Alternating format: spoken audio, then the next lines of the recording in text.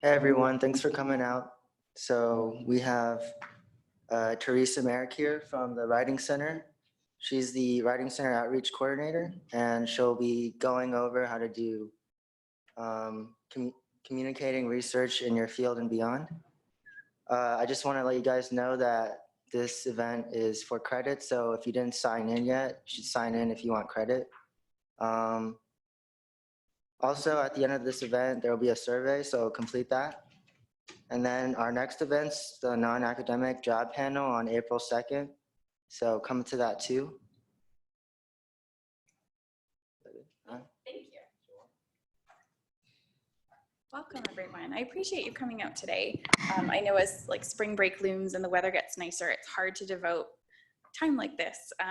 And so I hope to make it worth your while by giving you one solid hour where you can focus in on what it can take to build presentation skills. Just kind of a quick poll in the room. How many are working towards a presentation that's going to be happening before the end of the semester? Okay. And how many of you are working on like a conference presentation? So there's a couple of those. How many are focusing in on like dissertation defenses and workshops and stuff like that? Okay. And so I know there's a lot of different types in the room. I'm going to try and capture advice that you can take back to whatever moment you're working towards. Some of you might just be kind of thinking on the horizon about the presentations coming up, so we'll try and speak to you too. But yes, I come to you from the Writing Center. I am the assistant director. I'm also an instructor of technical and professional communication. And so that's kind of the expertise I'm going to bring in today, with the idea that I'm going to add one voice to the conversation, and there's some other people I think you can utilize for your presentation planning as well. What I'm going to discuss today are the ways in which you can utilize planning to figure out your messaging and to make it better. And the big components of that are analyzing your audience and knowing your environment before you are speaking. We're also going to talk about how you turn your academic research into something that can be applicable and work for public viewing. We're going to talk about how to utilize visuals to support your communication, because that seems to be one of the standard things we do now with presentations.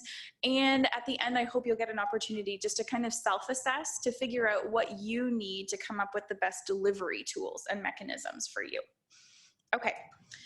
So when I work with new presenters or even seasoned ones, I encourage them to spend specific time responding to these particular questions.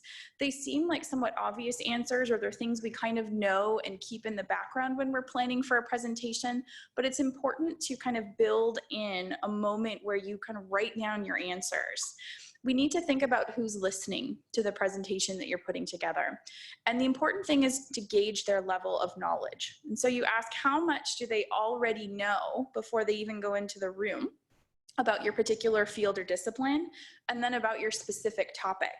That can vary pretty widely, even if you are speaking within your department to fellow experts in your field. The level of knowledge they might have about your particular topic is going to vary. The other question you need to ask is, what do they need to learn by the time they leave the room for your presentation? And among that information, what is going to be new? We want to be able to figure out what information to highlight and emphasize because it is new and novel and interesting, and how that might build off of information that they've already come into the room with. Oftentimes presentations are encouraging explicit action to approve a project, to move forward in a graduate school process. Other times it has to do with action you are encouraging from a societal standpoint or a disciplinary perspective, but thinking particularly about what is it you're hoping people will do with the information is important at the early planning stage. Overall, the answers are going to vary each and every time you present. It really depends on whether you're presenting inside a department or outside of it, whether you are talking to people at K-State or whether you're branching out and speaking to the community or to other people in your field or discipline. It also varies by medium and setting. That poster presentations are very different from research presentations and seminars and things like that. So it's important to carefully plan and know your audience ahead of time. Now, One other thing that kind of impacts our responses to these questions are our own field expectations. I would love for you to take a moment just to kind of write down, consider the particular expectations or preferences, or sometimes they're even little quirks of your discipline. When you listen to presentations in your field, what do you feel people value? Take a minute to write it down. I would love to hear people share their responses so you can get a sense of how different things can be. Okay, so take a minute.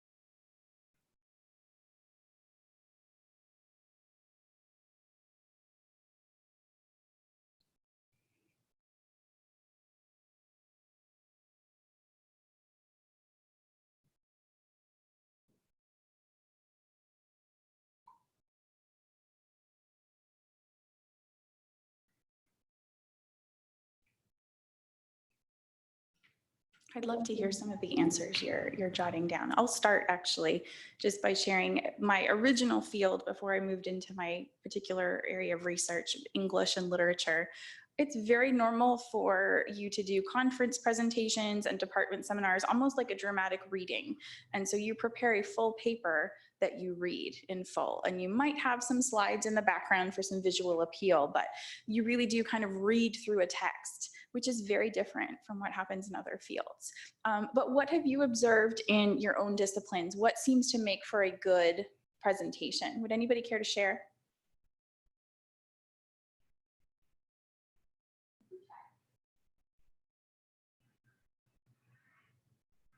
Yes, thank you. So in my field, shall I stand or? If you like, but otherwise, we can keep it. Okay. So in my field, when I talk, it's expected when you refer to something, it should be scientific based. I'm studying Masters of Public Health. So whatever we are referring to, it shouldn't be like my perspective. It should be based on science, like scientifically proved. And even between the studies, you have to find a good and reliable studies, because there are so many studies and not all the studies you can apply in general population. And also visualization is also important. If you have in your slides, like what to the things when you're referring, if you have good image of it in which you can refer, it's very good. I like a couple of those things that I'm hearing, that in your field, like the perspective of a researcher is not what goes at the forefront of a presentation. So speculation and kind of your opinion is not what matters, whereas putting forward the theory, the support, the results is really key, and that's very common. I was with a colleague in chemistry last night. She's preparing her presentation, and it was all about the figures. You got to have a certain number of figures, and that's really the focal point, that they don't care about anything else on your slides except the figures. So another kind of quirk that's very common in some fields. But yes, any others that you've noticed in your own departments or when you've gone to conferences? What seems to be the things that your discipline emphasizes? Yes. In geology, they like field pictures and field context. So you always have to put nice pictures of your study area so people get like a visual context of what you're talking about. Nice. And so I guess documentation of that ahead of time is really key so that you're not scrambling later on. Yeah. Any others? So I'm working with plant breeding and genetics. So in this type of research, people are interested with the whole picture, the complete pictures and clarification about the technical details. And they wanted to know all the jargons clearly explained. And so that, you tell what you are doing, how you are doing, what are the end products, and how the farmers will be benefited.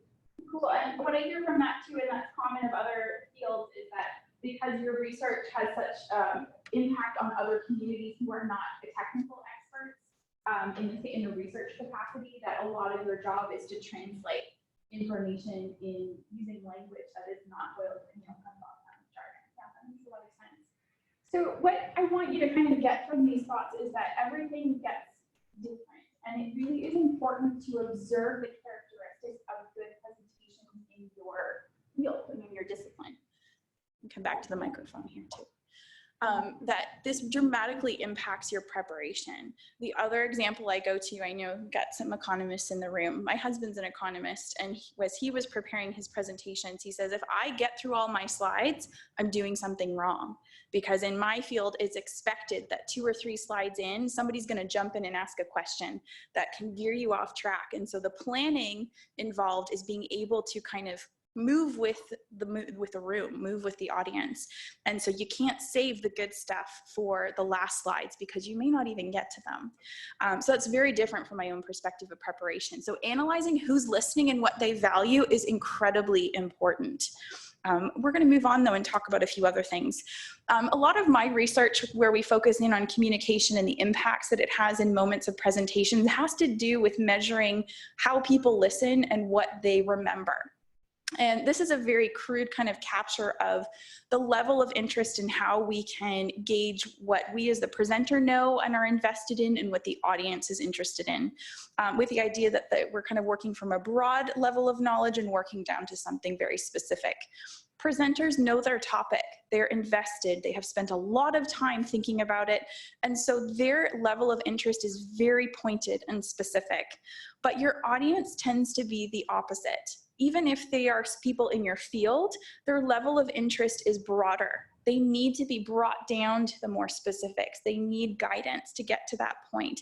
And so it's a different kind of gauging of what you are versus what your audience is. That's really important to think about as well. What that means is that when it comes to putting together the messages of your presentation, you need to focus on central themes, key findings, important conclusions or impacts of your research, and not just summarize everything that you have done. We're interested in those details as presenters, but our listeners are more invested in the broader impacts of what you've been looking into.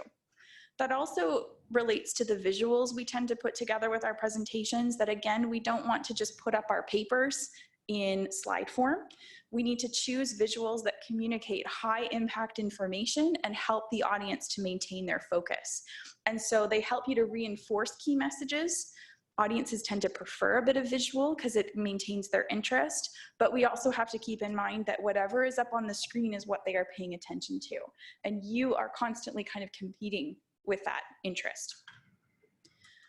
When it comes to thinking about how interest is mapped onto a traditional research presentation, which I think many of you are working towards right now, if we follow that traditional kind of IMRAD structure of content where we introduce our topic, our context, present our methodology, and then talk about our results and findings and conclusions, this is a very good structure that you can use to build the content of your presentation.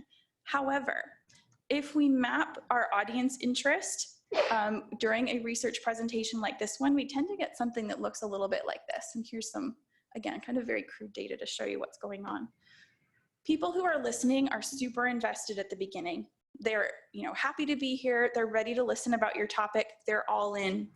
But their interest level plummets within the first few minutes of a presentation. They get settled in, they get bored, and things kind of just start to go over their heads a little bit.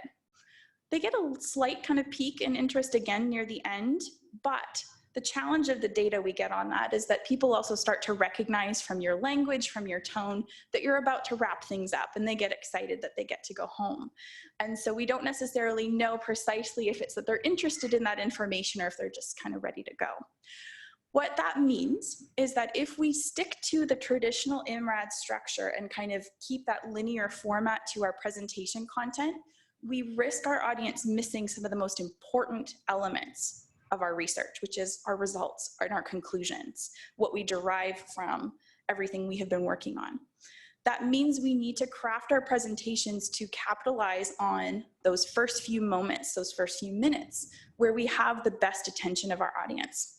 And that basically means that we present the big stuff right away.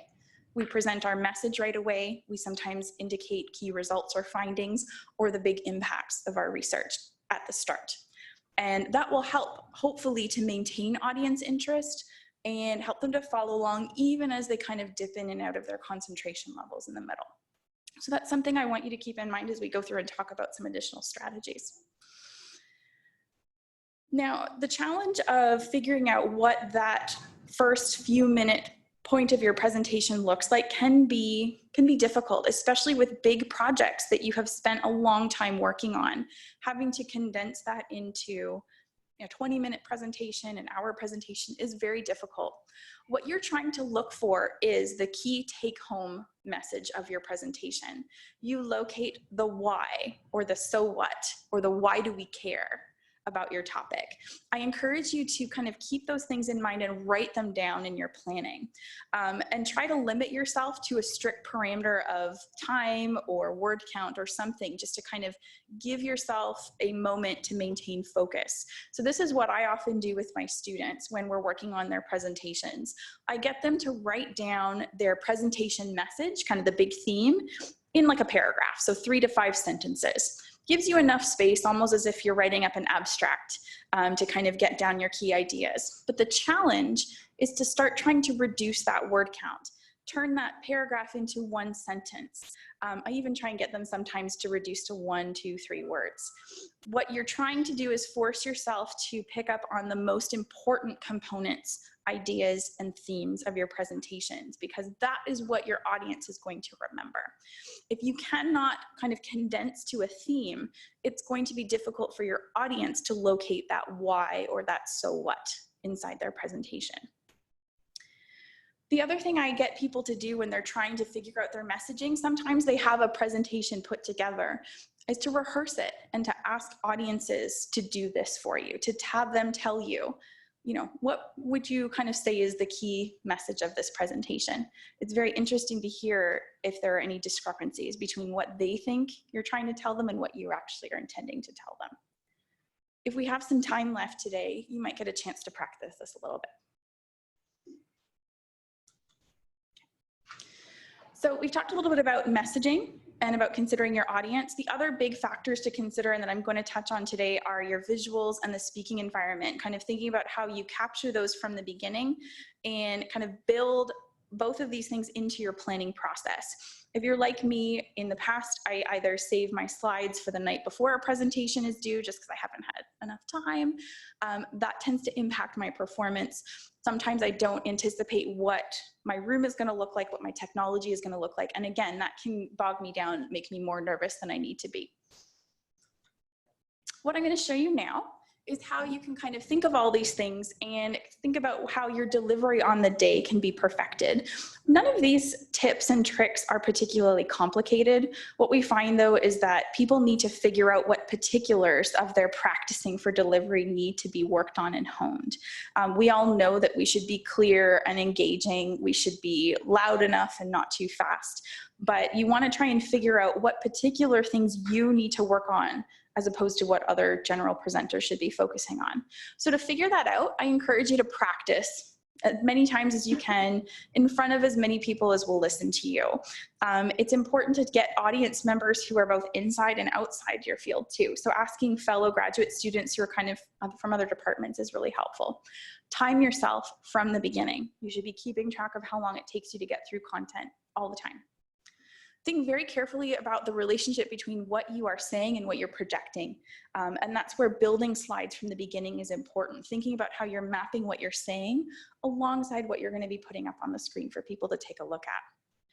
A lot of people struggle with pacing, and so the way visuals can help you with that is to give yourself pacing moments in the slides. Give yourself a blank slide or a simple image, something that can allow you to take a little breather, catch up, make a transition, or even have the audience kind of take a breather and be prepared for the next thing you're going to talk about.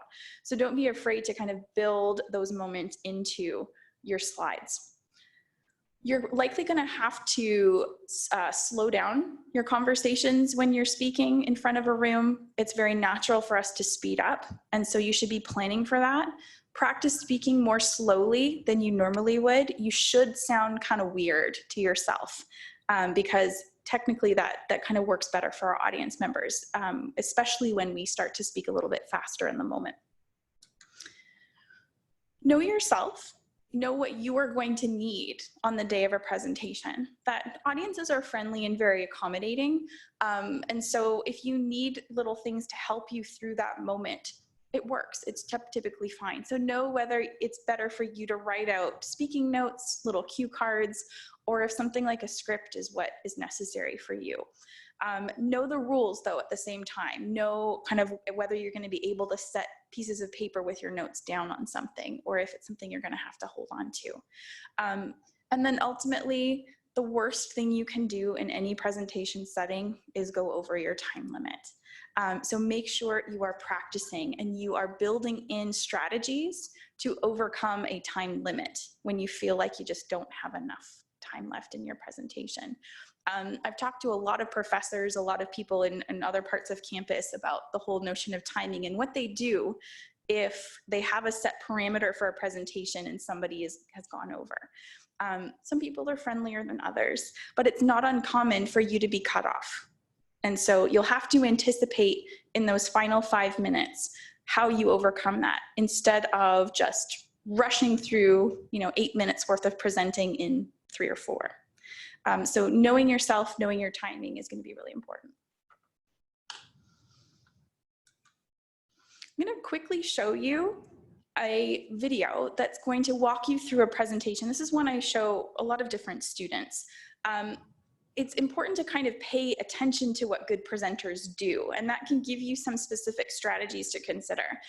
This is a TED Talk, which is its own genre of presentations now, but Cheryl Hayashi, who is the researcher you're going to see here in a moment, writes very complex papers in her field. And I would like you to keep in mind that kind of little piece of information as we watch her talk for just the first few minutes.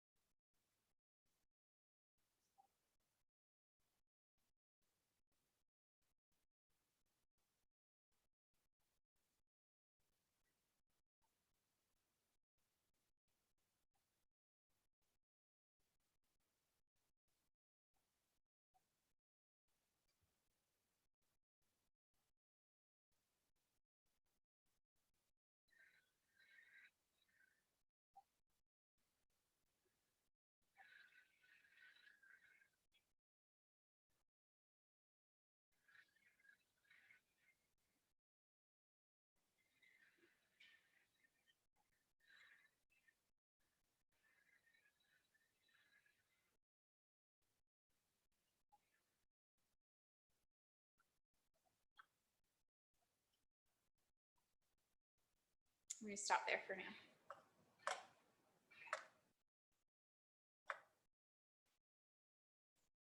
So the reason I showed you Professor Hayashi's presentation is because she's talked very publicly about the task of taking very complex research and presenting it to another community. And that's a lot of what TED Talks have really turned into.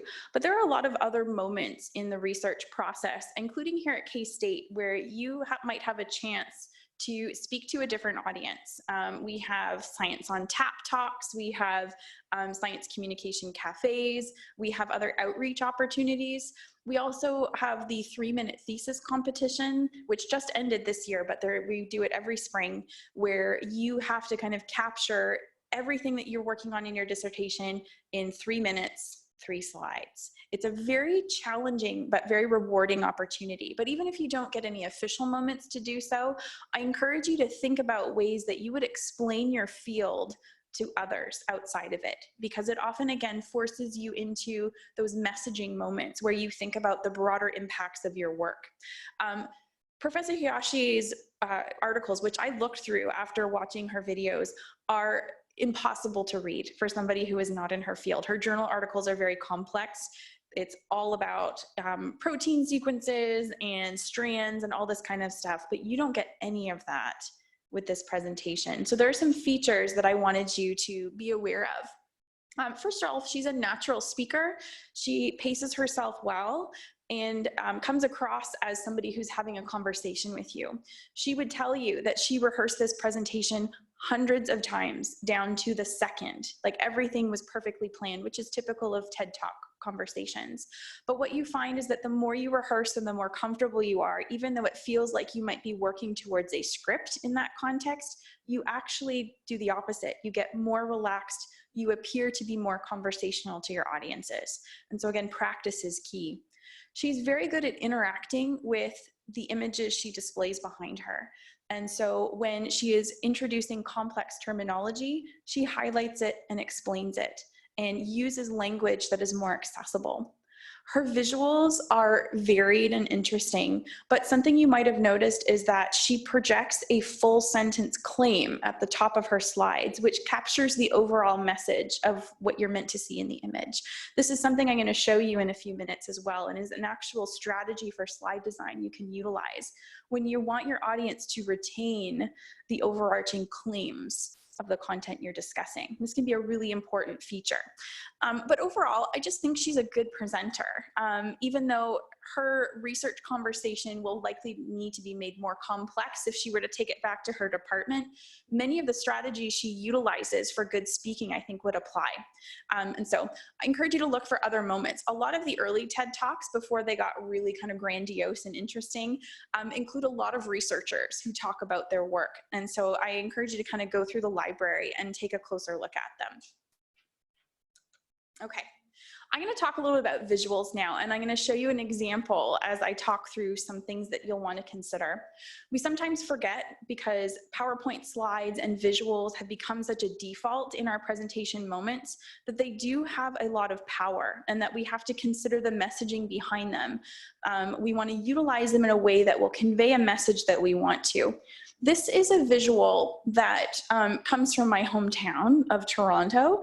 We had to vote as citizens between funding for a proposed light rail expansion or towards a subway expansion plan. And this was several years ago now. But this was a visual that was crafted and that we saw in a lot of public spaces. So it would be on the side of bus stops or buildings. Nobody really spent more than maybe 10 or 15 seconds taking a close look at it. And so the visual design was important to the way the argument was going to be conveyed and crafted. So I want you to notice that with this design, you are meant to see certain things more than others. You are meant to see that light rail is better than subways. And the visual, using that side-by-side comparison, is doing that arguing for you. You just see more on the left. You see a lower cost on the left. You see more people being helped on the left. So the visual is designed to help you notice these bits of information. It's also preventing you from noticing other details. They're not hidden, they're not being deceptive, but it's not as noticeable because of the design. You don't notice as much because the font isn't as large, that the cost they're projecting is a cost per kilometer and not a total cost, which means that light rail is much more expensive because you're putting in a lot more track. The number of people that they say they're serving with light rail is using a metric of people who live within a very quick walk from a station, which is not an accurate measurement for subway users. They tend to include commuters and many, many more people. The design doesn't mask that. All of those details are actually on here, but you may not even be able to see them from where you're sitting in the room. And so the visual setup is helping you to notice certain things and not others.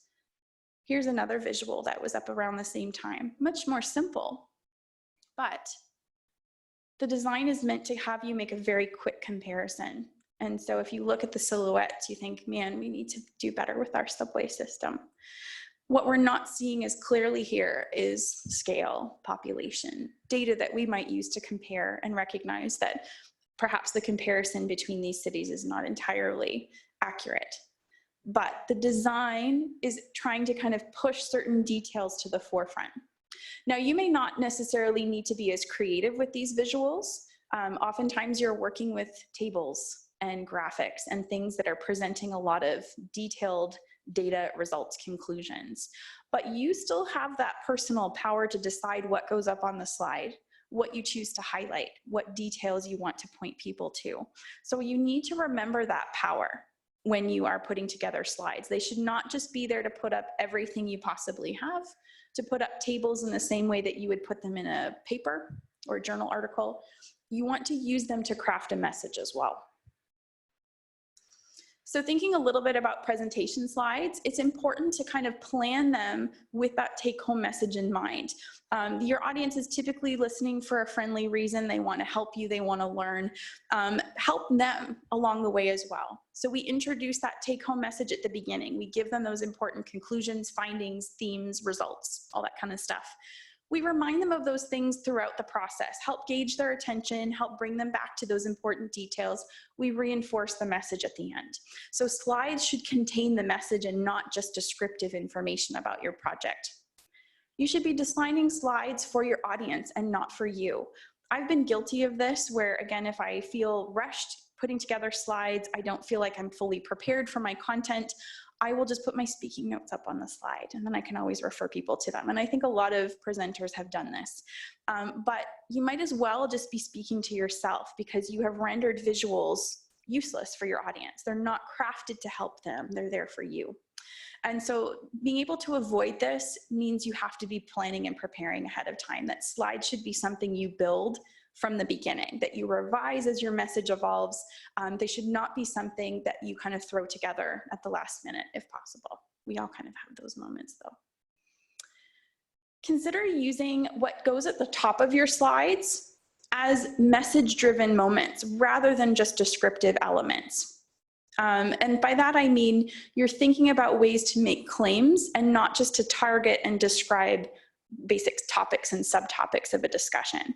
A lot of presenters will stick to that IMRAD structure where you use the top to say, well, this is my introduction, these are my methods, here are my results. When instead, if we think about using that space, which is a high impact space, it's where eyes are naturally drawn to, we think about ways we can craft an argument and put it there as well. And I'll show you an example of that in a minute. But we tend to read images in a Z pattern. So whatever we see on the top left is what we pay closest attention to. We move across the screen and then down. And then whatever's on the bottom right is really not as valuable to the eye. We may not even get to it as audience members. So we want to think about how that piece at the top is our prime piece of real estate. Thinking through text and how much you put up on a slide is challenging. This is something I go through a lot because when I speak across campus, the slides are often the only thing my listeners have to take with them. And so I've turned a lot of my slides into fairly text-heavy things so that they kind of turned into little handouts. But in general, when I give research presentations, I try and avoid text-heavy slides and focus more on simple text and imagery that is connected to the research that I'm presenting, just because it's a lot easier for your audiences to remember information. Avoid slides that are just kind of also putting up in text exactly what you're saying, that you want to be able to expand on and offer new things and not just repeat, again, so that the slides serve their own purpose and not just serve as notes for you. If you want to make your slides visually interesting. It doesn't mean that you have to be super creative or think of yourself as a visual designer, but it means that you're choosing images that have meaning and value and are there to help audiences remember your text. So you're avoiding stock images for the sake of just having something up there. Most people now rely on PowerPoint. There are alternatives out there that I think still float around research conversations and presentations, but PowerPoint tends to still be the standard.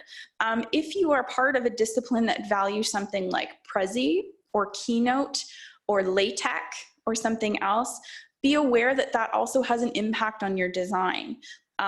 Prezi is something that's much more common in the industry, for example, but a lot of people don't like it because it's that thing that zooms in and out and around and all that kind of stuff. And a lot of people, including myself, kind of feel that motion sickness kind of feeling when you do a little bit too much of that. In most research contexts, PowerPoint works really, really well. But if something else is preferred, learn it so that you feel comfortable utilizing it for the presentations you're going to do.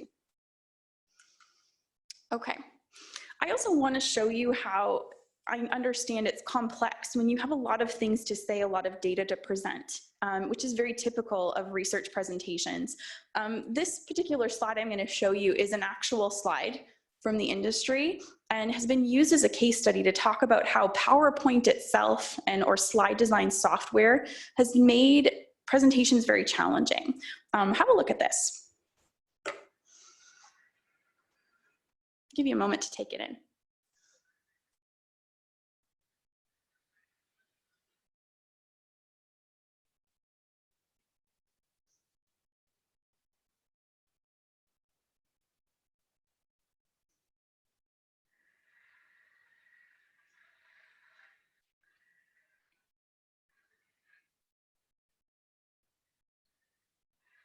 I find it doesn't take long before people get confused with this slide, right?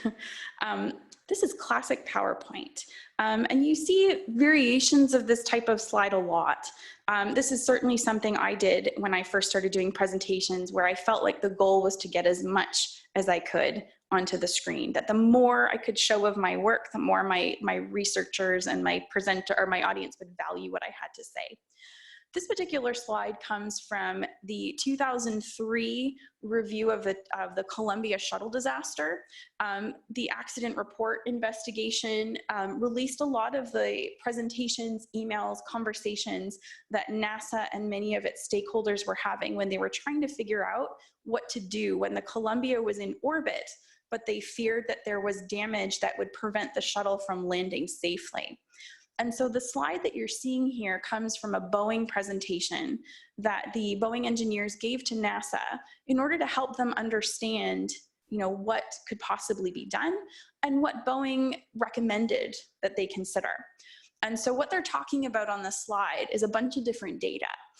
They ran some computer simulations. They did some analysis of some historical flight data. They also did some physical testing and tried to come up with some type of set of results that they could show to NASA and say, we think that the Columbia should be investigated in space, that there should be a spacewalk where you look and assess the damage, or we think that it's okay to attempt reentry. And they made the wrong call. At the time, in the research community, visual designers looked at this slide and said, this is a problem. That if the message in this slide is we should attempt a spacewalk, we need to do something, we're not getting it. It even went so far as one of the leading visual design researchers, Edward Tufte, who still teaches at Yale, said PowerPoint should never ever be used in these high technical, dense, kind of super research heavy moments because we can't utilize it effectively for dense information. So this was a big deal, and it forced Microsoft to really think through at the time when PowerPoint was just gaining ground in a lot of research communities to kind of think about how it was set up. So this particular slide shows you that typical bullet style indent, tab in, tab out to put your information on a slide type design. It's something that still exists in PowerPoint. But at the time, this is what, when you open PowerPoint, your slide template would look like. And so visual designers used to say that we just have a problem when the text at the top is in super big font and takes over the size of the screen. People have a problem trying to figure out what to put there. When PowerPoint is organized in these levels of content, it doesn't really map well against research conversations. It's hard to figure out these types of relationships. You also are limited by the size of the screen. Trying to figure out how much content belongs up there is challenging. And so many researchers said PowerPoint is just not conducive to technical research presentations. Thankfully, people have responded to that, including Microsoft, that they went back and they adapted the PowerPoint software so that their 2005 version was a little bit looser in its template and its formatting. And just to kind of show you how you can turn something like, this into something that's more workable, is we think about how we can use the space of the slide to provide a visually appealing analysis of all this data. So I'm going to show you a revision. You think about how we tend to kind of fall into the basic features of PowerPoint when we're stressed. We really failed to respond to the needs of a situation in a presentation like the one that Boeing gave to NASA. What you can do is something like this. It doesn't have to be in fancy color or anything. I just like to kind of give you a visual break. But what this revision does is it capitalizes on the opportunity to visualize something rather than just to list data and findings. In that type of format, a paper would do better, a journal article or some type of report. But when we have the moment to visualize information for people, we want to follow visual design principles. So in this case, if we have 3 sets of data to compare, let's compare them side by side. Let's name them and explain them and identify them at the top.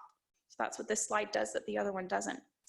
We have data presented in the middle. It's presented consistently, and we have clear conclusions that you can see, identify, and point out on the slide.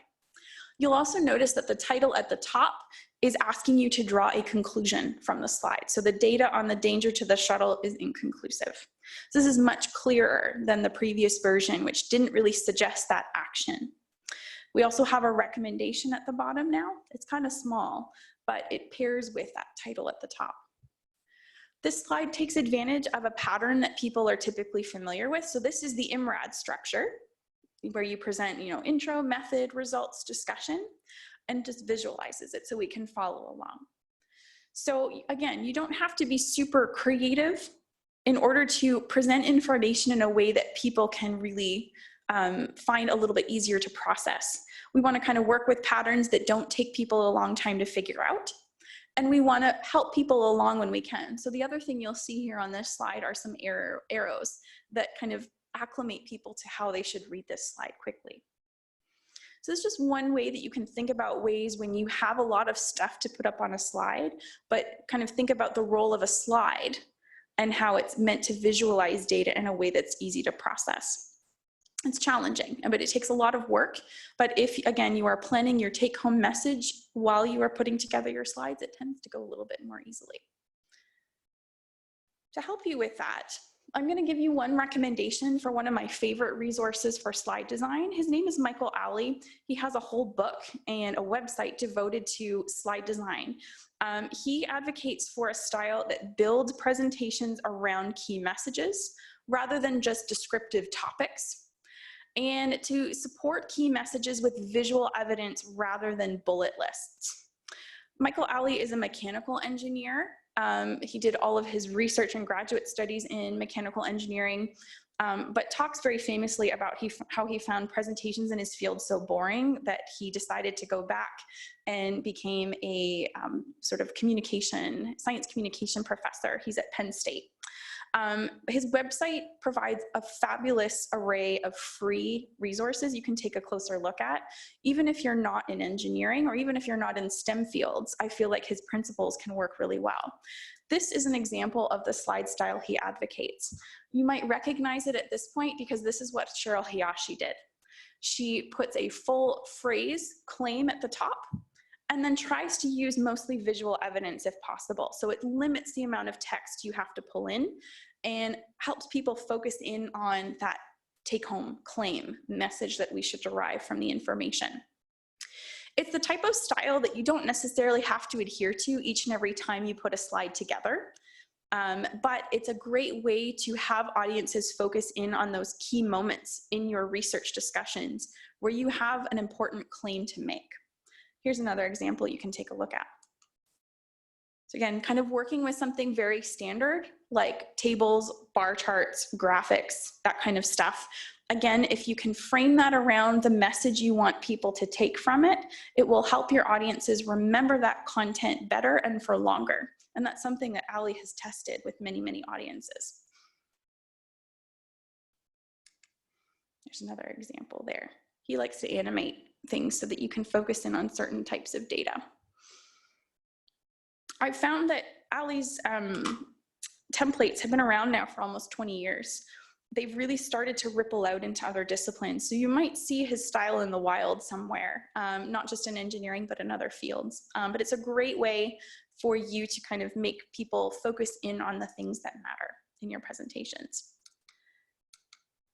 So I'm going to start wrapping things up, and there should be a few moments for questions or for reflection before we head out. But I hope I touched on sort of the 4 elements that I feel are really important, that you have to think about your presentation planning from a multitude of approaches.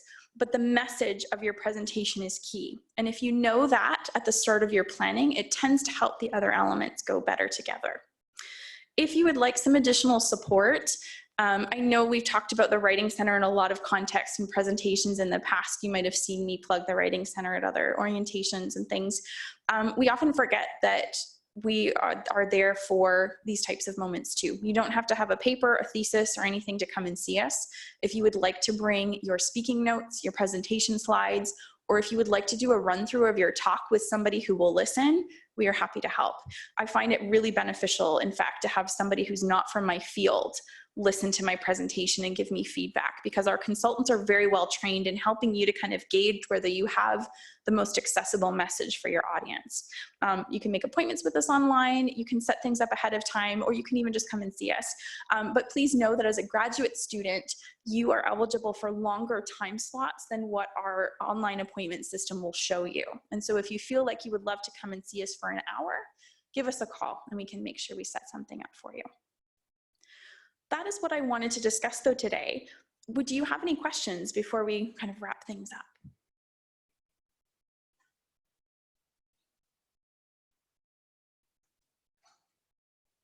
I'm going to challenge you then. Take 1 minute, write down in 1 sentence something about your next presentation. What is the take-home message of your next presentation? See if you can come up with something. And thank you for listening today.